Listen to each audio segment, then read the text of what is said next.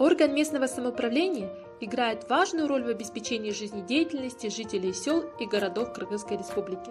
Для того, чтобы обратиться в адрес органа местного самоуправления, необходимо лично явиться в здание Айлюк-Мыту или мэрии и оставить свое обращение.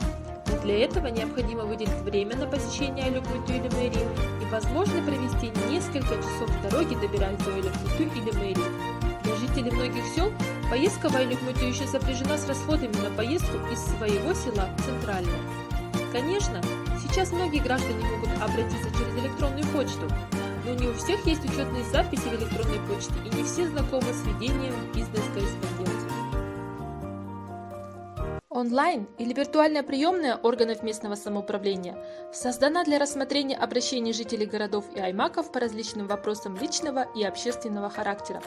Кроме того, в онлайн-приемной можно оставить свои заявления, предложения, жалобы и запросы информации, которые будут рассмотрены органами местного самоуправления. В рамках данного проекта виртуальной приемной на сегодняшний день принимается обращение жителей только нескольких отобранных муниципалитетов. На текущий момент проект виртуальной приемной охватывает такие муниципалитеты, как Алианаровский айылный аймак Ошской области, Гулистанский айылный аймак Ошской области, Карабуринский айылный аймак Таласской области, Сарыбулакский айылный аймак Исыкульской области, Уйгутский айылный аймак Нарынской области, Сузакский айылный аймак Джалалабадской области, а также города Кызылкыя, Карасу и Джалалабад. Существенными плюсами использования виртуальной приемной являются удобное использование функций подачи обращений в адрес Айлюк-Мыту или мэрии за 5 минут, быстрый доступ к функциям виртуальной приемной без необходимости предварительной регистрации.